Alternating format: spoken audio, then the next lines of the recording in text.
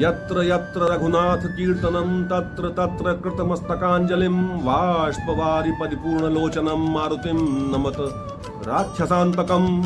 जहाँ जहाँ रघुनाथ का संकीर्तन होता है वहां पर भाव से विभोर होकर के, आनंदित होकर के हनुमंत लाल विराजमान होते हैं। वो न केवल उसका आनंद प्राप्त करते हैं अपितु ऐसे आयोजनों को कराने वालों को अपनी सुरक्षा एवं अपना आशीर्वाद भी प्रदान करते हैं। हनुमान जी के विषय में बहुत कुछ जानने की आवश्यकता है।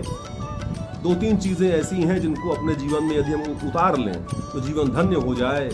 देखो, जिसकी भक्ति करते हो वह असंदिग्ध भाव से होनी चाहिए, पूर्ण समर्पण के साथ होनी चाहिए और उनके द्वारा प्रदत्त किसी भी कार्य में किसी प्रकार का कोई विघ्न नहीं आवे, इसका पूरा प्रयास करना चाहिए।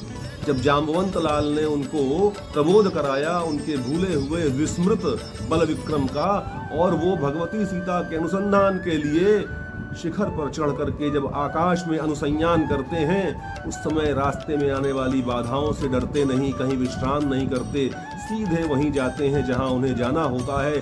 और बड़ी अद्भुत बात है, जब रावण ने बाद में उनसे पूछा, कहते कपि कौन है तू, हनुमान जी बड़े चक्कर में पड़ गए। बड़ा दार्शनिक प्रश्न है ये, कौन हो तुम? कौन इस बात का जवाब दे सकता है कि कौन हो तुम? ना जाने क्या क्या उत्तर दिए जा सकते हैं। बड़ा सा सरल उत्तर दिया हनुमान जी महाराज ने, बोले दासोहम कौशलेंद्रस्य, मैं कोई नहीं हूँ, मैं कौशलेंद्र का दास मात्र हूँ और उनकी आज्ञा के अनुपालन में यहाँ पर उपस्थित हुआ हूँ।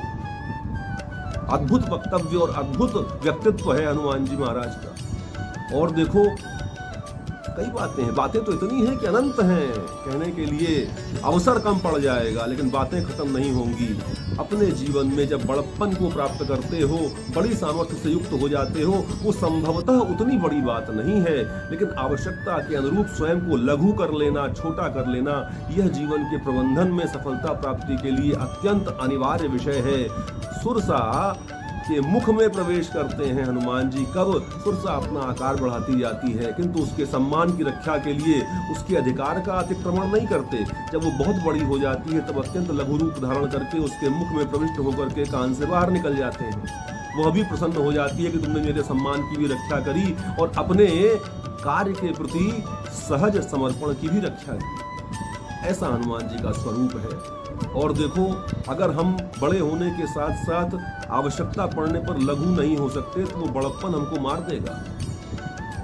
व्यक्ति और व्यक्तित्व दो अलग अलग संदर्भ होते हैं। व्यक्ति अलग है, व्यक्तित्व अलग है। व्यक्तित्व को सदैव अपने ऊपर लाद करके चलने से बचो।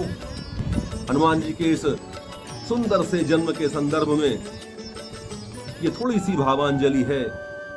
कहने को बहुत कुछ है, लेकिन बहुत सारी विवशताएं होती हैं, बहुत सी स्थितियां होती हैं। अतः हनुमान जी के चरणों में प्रणाम करके उनके द्वारा प्रदत्त इन गुणों को यदि स्वीकार किया जाए तो हमारा जीवन भी चरितार्थ हो सकता है, उसमें भी अर्थवत्ता का प्रवेश हो सकता है।